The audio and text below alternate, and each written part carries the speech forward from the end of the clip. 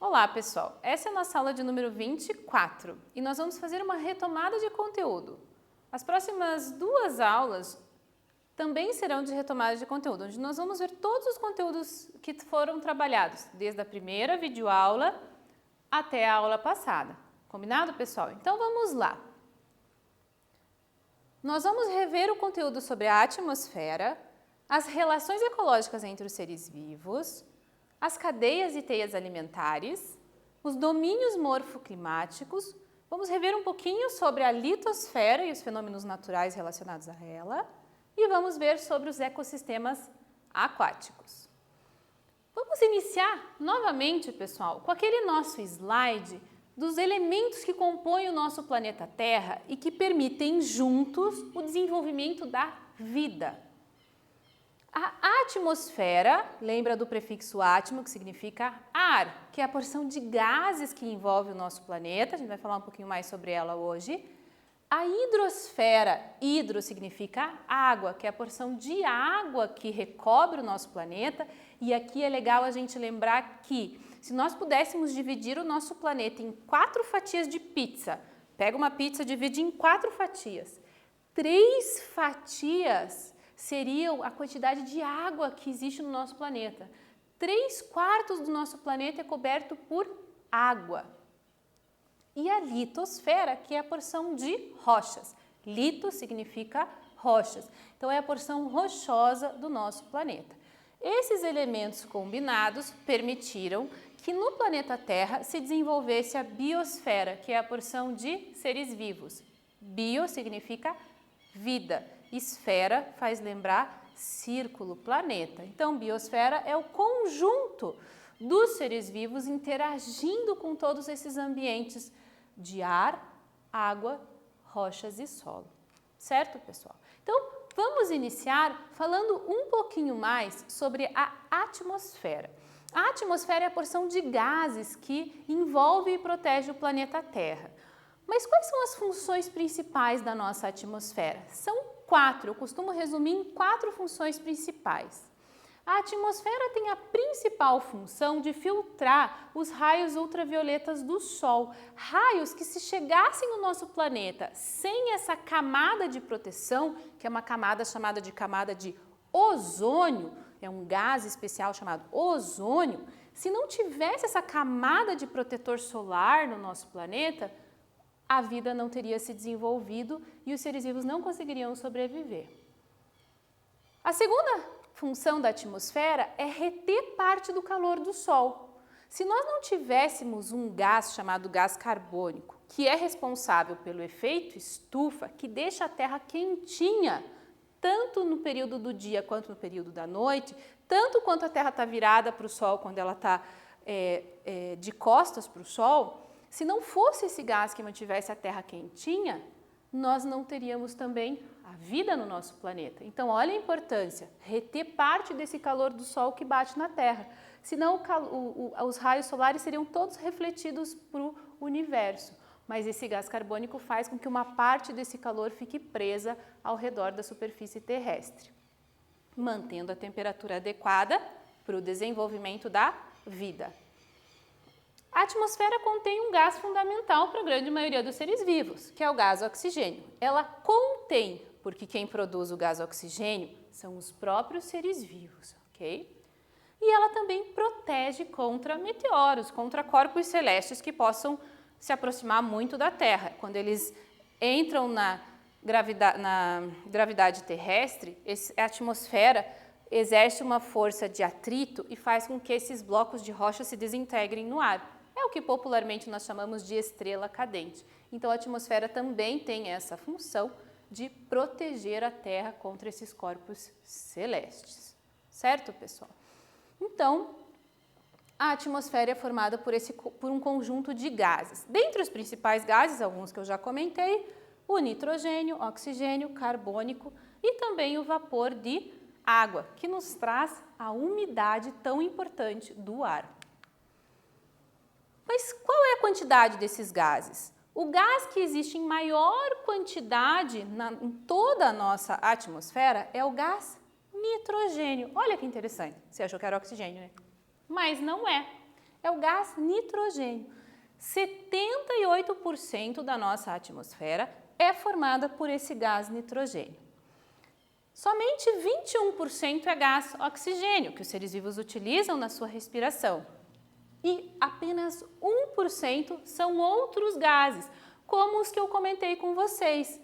Os gases que filtram os raios solares, o ozônio, os gases que retêm o calor do sol, o gás carbônico, e outros gases chamados de nobres, que são muito raros, o hélio, o radônio, o xenônio, que são outros gases que estão presentes na nossa atmosfera. A nossa atmosfera, ela não tem a mesma concentração desses gases em toda a sua extensão. O que acontece? Nós dividimos a atmosfera em camadas para facilitar o estudo da composição de gases que existe numa determinada região da atmosfera. Mas para que a gente fez isso? A gente não viaja de avião? A gente não viajou já até para o espaço, para a Lua, viajou até nos limites do sistema solar? Então, a gente tem que conhecer esse conjunto de gases para entender como que a gente vai fazer um equipamento sair daqui da Terra e chegar lá do outro lado do nosso sistema solar. Então, nós temos as 5 camadas da atmosfera, que são a troposfera. Troposfera é a primeira camada da atmosfera, é onde nós estamos.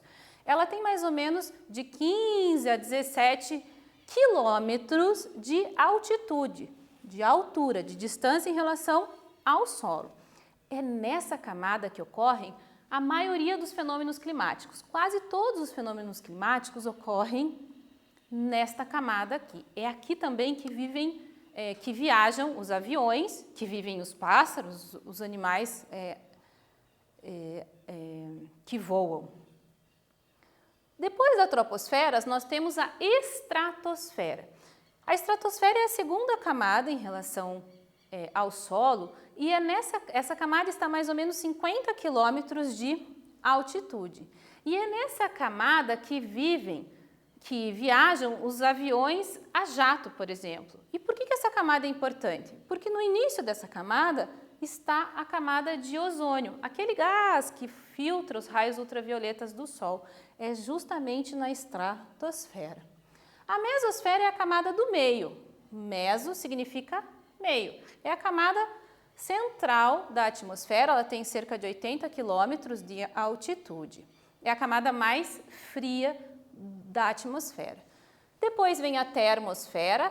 Termo vem de temperatura, calor, então é a camada mais quente. Ela tem 500 quilômetros, é uma camada bastante extensa. Nesta camada já iniciam a órbita dos satélites, aqueles instrumentos que ficam ao redor do planeta transmitindo as informações de rádio, de televisão, de internet. E a última camada é a exosfera, é a camada que está nos limites com o sistema solar. Ela tem quase que 800 quilômetros de altitude, é a camada mais extensa. Quase não tem gases mais nessa camada. Nós dizemos que ela é a mais rarefeita, quase que não existe gás nessa camada. Então, essas são as nossas camadas da atmosfera. Então, vamos ao primeiro quiz de hoje, pessoal. Será que você consegue responder? Vamos lá. Na proporção dos gases existentes no ar da troposfera, o gás oxigênio ocupa mais ou menos 21%, enquanto que outros gases, como exceto o nitrogênio, ocupa 1%. Então, quantos por cento a gente tem de gás nitrogênio na nossa atmosfera? Faça a sua continha lá no caderno. Vamos ver se você acerta.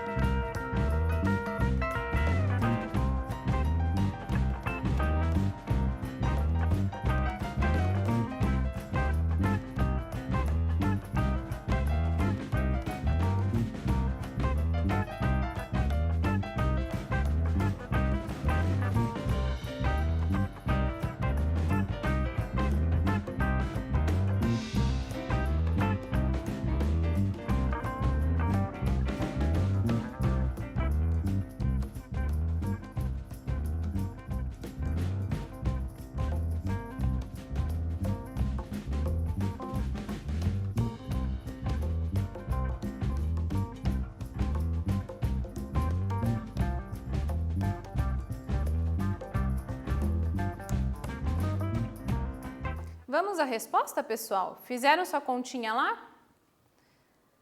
78%. Vamos pensar. Se 21% é oxigênio, 21 mais 1%, que são outros gases, dá 22. Se nós diminuirmos de 100%, 100 menos 22 vai dar 78% de gás nitrogênio. Muito bem. Vamos ao nosso segundo quiz da aula de hoje. Qual será que é a camada da atmosfera mais próxima da superfície terrestre, com uma altitude que varia de 12 a 18 quilômetros e onde se concentra cerca de 80% dos gases atmosféricos?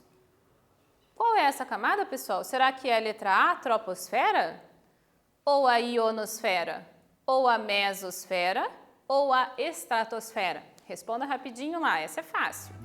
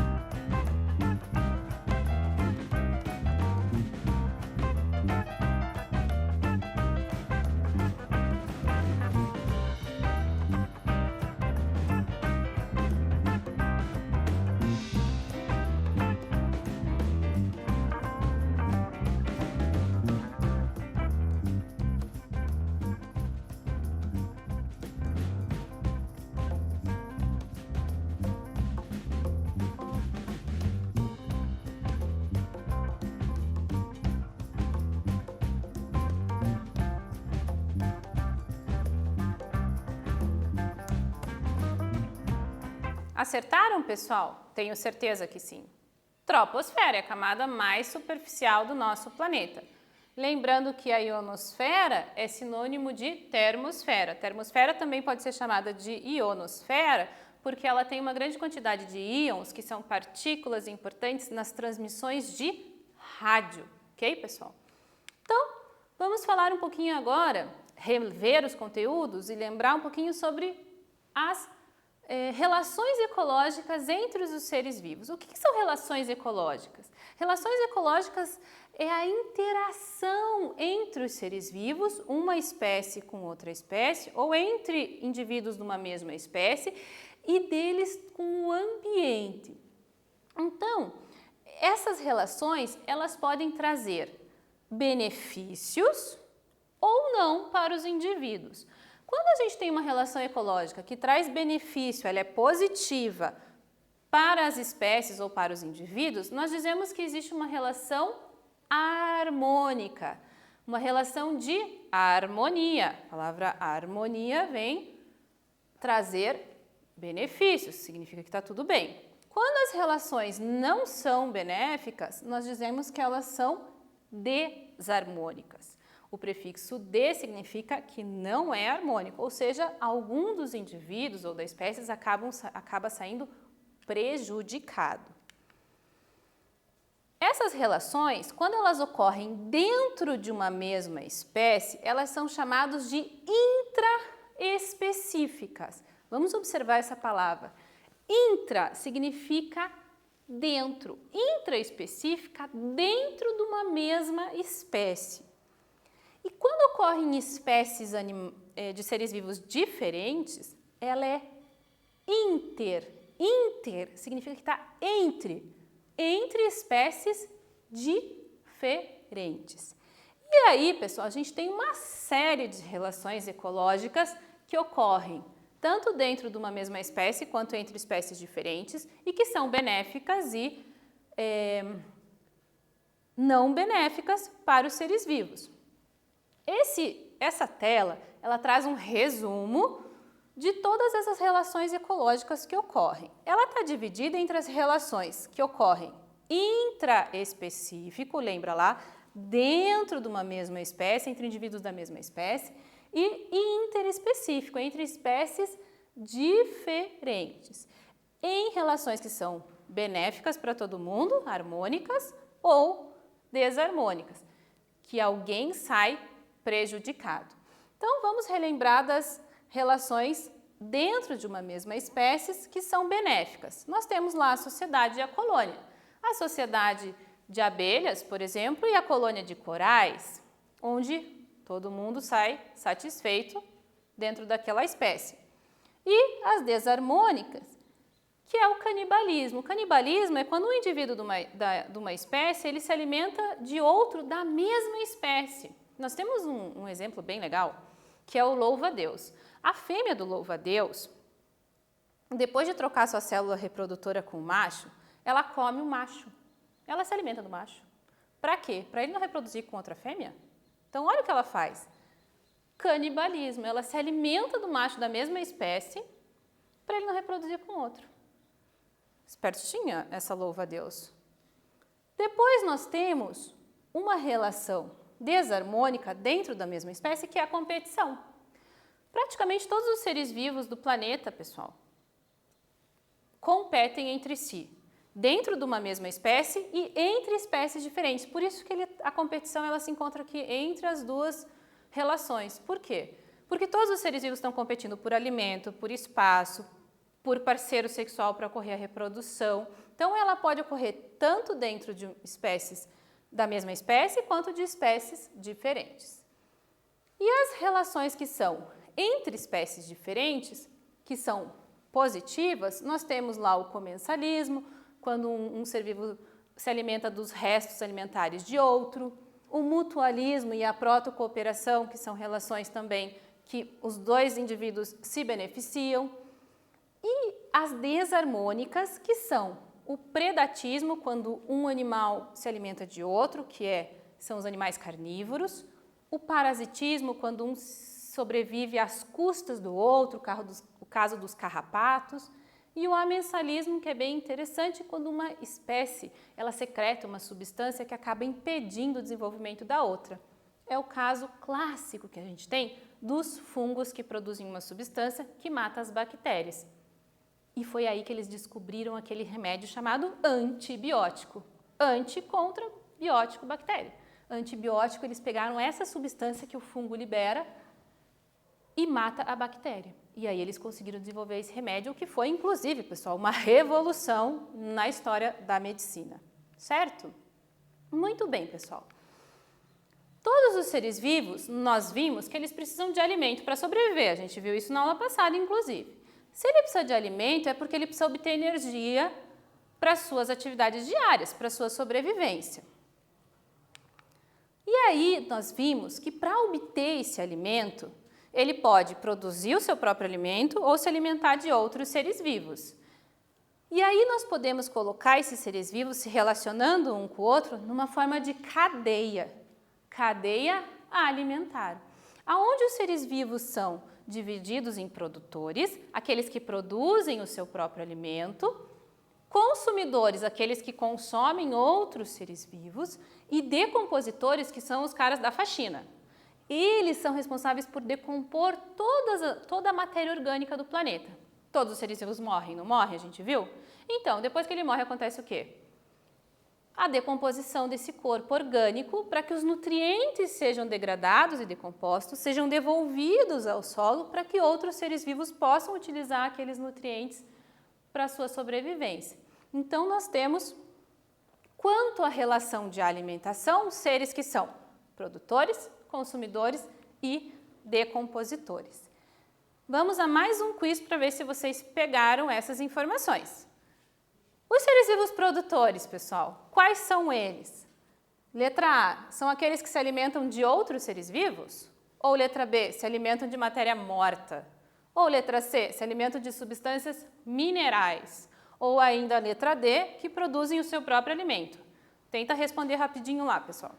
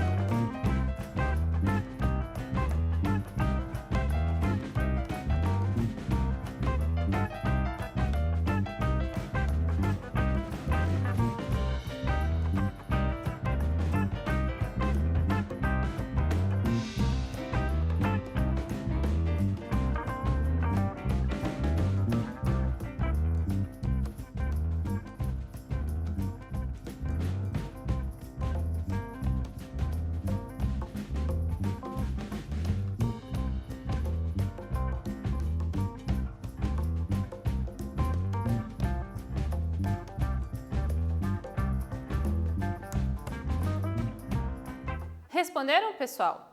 Acertaram, né? Os seres vivos que produzem o seu próprio alimento é que são os seres vivos produtores. E lembram como que ele produz o seu próprio alimento? Através do processo de fotossíntese. Esse processo, as plantas absorvem o gás carbônico que está no ar, absorvem a água que está no solo, batem tudo isso no seu liquidificador interno das suas folhas. Como é que esse liquidificador funciona? Através da absorção de energia do sol. Bate tudo isso e produz glicose, açúcar, que é o alimento da planta, e de quebra ainda libera o oxigênio que nós utilizamos no processo de respiração. Vejam como é complexo e como os produtores são importantes na cadeia alimentar, eles são a base da nossa cadeia alimentar. Depois nós temos os consumidores, que são aqueles que se alimentam de outros seres vivos. Então nós temos os consumidores que são primários, que são aqueles que se alimentam das plantas. Mas nós podemos ter vários níveis de seres vivos que são consumidores, que se alimentam de outros seres vivos. E os decompositores, que são aqueles da faxina, lembra? Que fazem a decomposição de toda essa matéria orgânica. Depois que os seres vivos morrem ou perdem uma parte do seu corpo, um galho, uma folha, tudo isso vai para o solo e lá no solo existem milhões de bactérias e fungos decompositores de matéria orgânica que vão degradar esse corpo em partículas microscópicas que vão ser devolvidas para o solo e depois serão absorvidas por outros seres vivos. Aqui nós temos então um exemplo de cadeia alimentar, dois exemplozinhos de cadeia alimentar, onde nós temos os seres produtores, a flechinha indica que o caracolzinho está se alimentando do produtor, então ele é um consumidor. Se ele está se alimentando direto do produtor, nós dizemos que é um consumidor primário, porque é o primeiro. O peixe come o caracol, então ele é um consumidor, mas se ele está se alimentando do segundo, então ele é um consumidor secundário, 1, 2, não é? Então ele é um consumidor secundário, porque ele come o caracol que come a planta. E a garça está se alimentando do peixe, então nós dizemos que é um consumidor terciário. Por quê? Porque ele está se alimentando do peixe, que se alimenta do caracol, que se alimenta da planta. Então nós temos 1, 2, 3. Então ele é um consumidor terciário. E no fim dessa cadeia nós ainda teríamos aqui os decompositores, que é o pessoal da faxina. Beleza, pessoal? E aqui embaixo também um outro exemplo de uma cadeia alimentar. Só que nós temos que pensar que as cadeias alimentares na natureza, elas não são assim bonitinhas, um come o outro, come o outro, come o outro. Não, elas não são assim lineares, bonitinhas. Existe uma teia de relações alimentares entre os seres vivos. Essa relação complexa entre a forma com que os seres vivos se alimentam e a forma como essas cadeias alimentares se juntam e se entrelaçam é chamado de teia alimentar. Então aqui a gente tem um exemplo de teia alimentar, onde a gente tem o produtor, que são as plantas, nós temos aqui os animais que comem as plantas, que são consumidores primários, e outros animais que são consumidores secundários e terciários.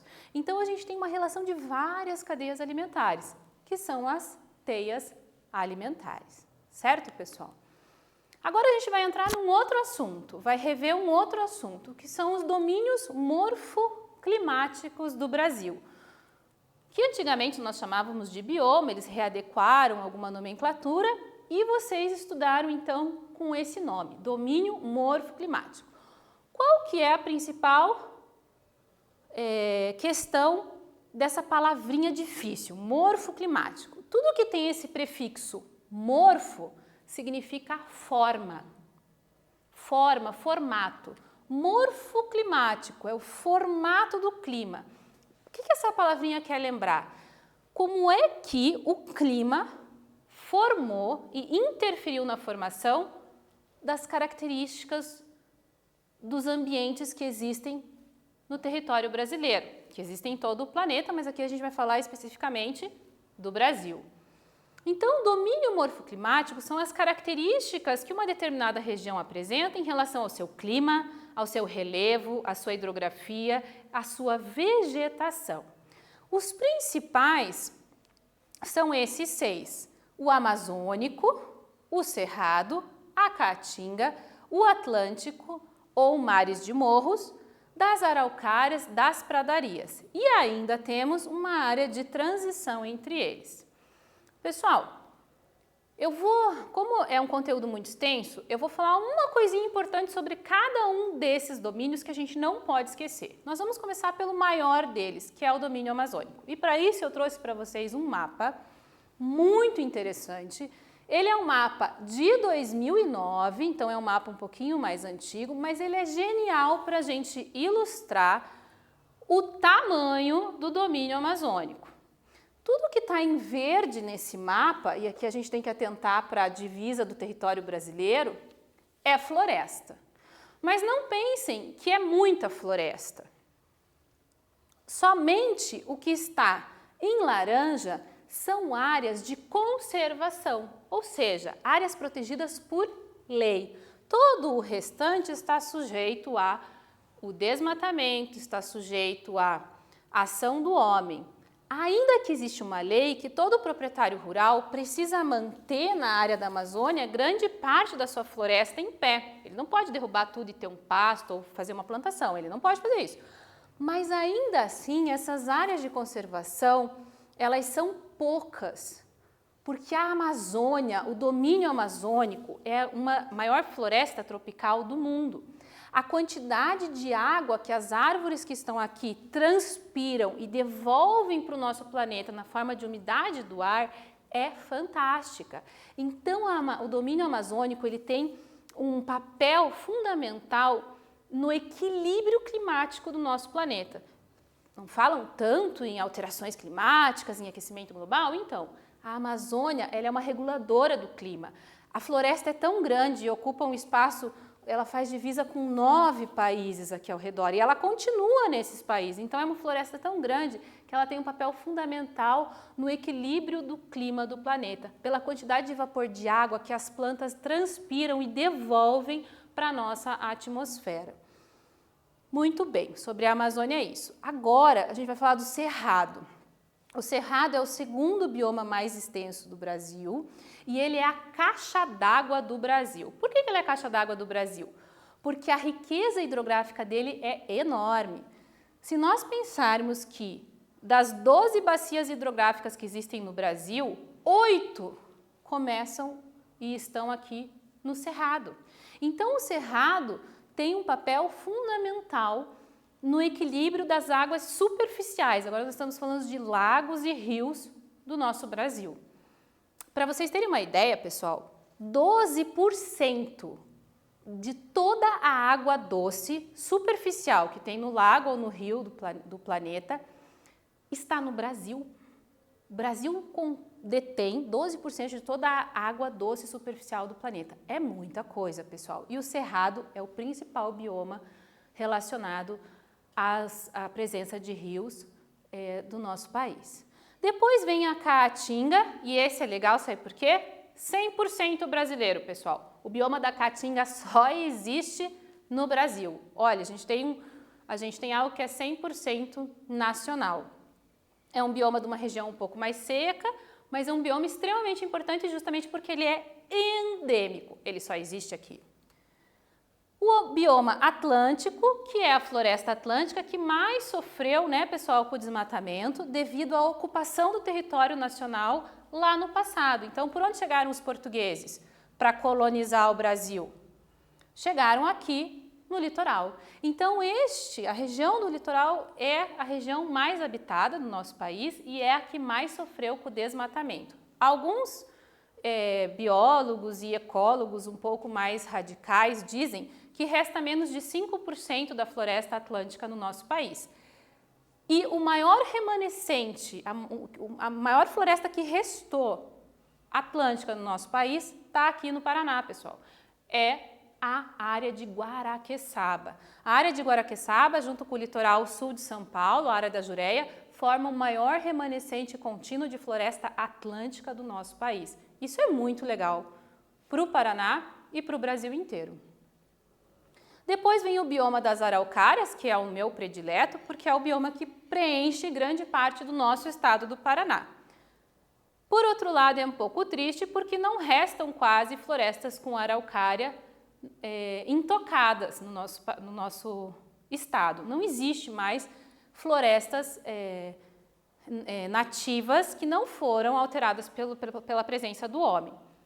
Então, esse fato, inclusive, fez com que a araucária angustifolia, que é o pinheiro do Paraná, que é a árvore predominante desse bioma das araucárias, fosse colocada na lista de espécie ameaçada de extinção e seja uma árvore hoje protegida. Ela não pode ser cortada. Por fim, nós temos as pradarias, que é aquela região dos Pampas Gaúchos, lá no Rio Grande do Sul, e as faixas de transição. O que é legal a gente lembrar? Que a gente tem a faixa de transição lá das matas dos cocais, onde a gente tem o babaçu, que é uma espécie na região norte, que pode ser muito explorada economicamente. Nós temos o sertão nordestino, que é a região mais seca do Brasil e talvez a mais pobre também. E nós temos a região do Pantanal. O Pantanal é bastante interessante, pessoal, porque é a maior planície inundável do planeta. O Pantanal ele tem dois regimes de chuvas. Uma época do ano chove demais e alaga tudo. Outra época do ano, toda essa água é drenada para o solo e tem um período de seca. Então, ele tem um período do ano de alagamento e um período do ano de seca. Então, ele tem uma biodiversidade enorme na região do Mato Grosso do Sul, que é reconhecida mundialmente como patrimônio da biosfera mundial. Muito legal também. Então, vejam quão grande é o nosso país. Olha a quantidade de variações que nós temos nos biomas, nos domínios morfoclimáticos, justamente porque o nosso país é muito grande, é um país de dimensões que a gente diz continental. Certo, pessoal? Bom, falta a gente falar um último assunto que é lembrar um pouquinho da litosfera, que é a camada de rochas que está ao redor do nosso planeta e que se comunica com o interior do nosso planeta. Então, a gente não pode esquecer, pessoal, que o nosso planeta é formado por um núcleo, um manto e a crosta terrestre.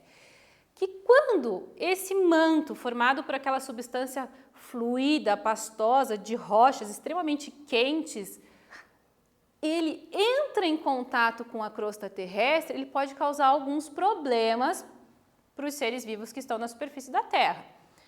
O primeiro deles é a erupção vulcânica. Se existe um deslizamento daquelas placas tectônicas que estão lá na parte de baixo da crosta terrestre, se essas placas se movem e ocorre um extravasamento do magma, esse magma ele escapa pela cratera do vulcão e acaba se espalhando e levando tudo que tem com ele. Então, a gente tem as erupções vulcânicas, que é a saída desse magma do interior do manto terrestre. Quando essas placas só se movem e nós temos a superfície terrestre em cima, nós temos um terremoto. O terremoto, ele é um fenômeno natural que causa grande destruição se você tem uma área de cidade, por exemplo. Pode acontecer das placas se moverem lá embaixo do fundo dos oceanos. Aí tem um fenômeno que a gente chama de maremoto. Mar, porque está embaixo do mar, maremoto. Não acontece nada, porque você está no meio do oceano, as placas se movem, o mar se move, forma aquela onda gigante e ela se desfaz com o passar do caminho dela. Agora, se forma essa onda gigante e nós temos um continente logo ali, ocorre um tsunami. Essa onda vai encontrar o continente e vai quebrar lá no continente e vai arrastar tudo. Imagina a força de uma onda gigantesca, né, pessoal? Vai acabar com tudo que tem lá. Então, a gente não pode esquecer desses três fenômenos naturais relacionados ao movimento das placas tectônicas da nossa litosfera. Uma coisa boa é que nós não temos, né, pessoal, esses três fenômenos no Brasil. E por quê? Lembra lá? Porque quando tem as rachaduras das placas tectônicas e ocorre o seu movimento e acaba causando uma dessas catástrofes, você tem determinadas regiões do planeta que estão sobre essas rachaduras. E o Brasilzão está bem no meio de uma grande placa tectônica, que é a placa sul-americana. Então, como nós estamos no meio de uma grande placa, as rachaduras estão ao redor, se elas se movem lá ao redor, a gente não sente, ou se sente, é muito sutil. Não sente os terremotos, não tem vulcão ativo e os tsunamis não chegam aqui. Certo, pessoal? Não podemos esquecer isso. Estamos no meio de uma grande placa sul-americana, somos um país tropical, abençoado por Deus. Lembra lá daquela música bacana? Certo, pessoal? Nós finalizamos então essa retomada de conteúdo, espero que vocês tenham gostado.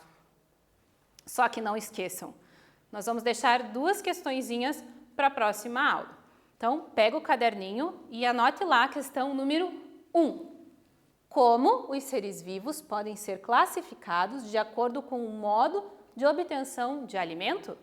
Um tempinho para vocês copiarem a questão número 1, pessoal.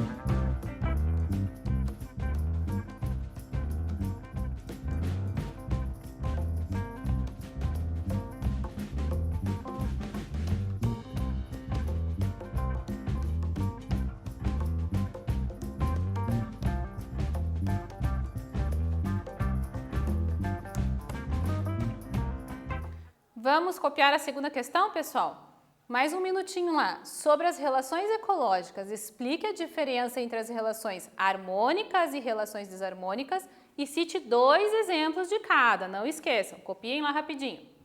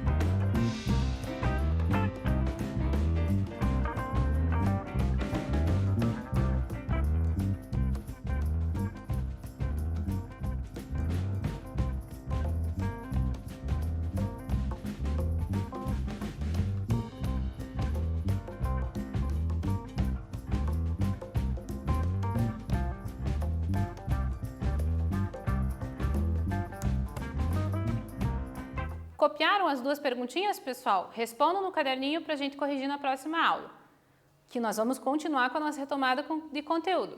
Beijo, até a próxima aula, pessoal.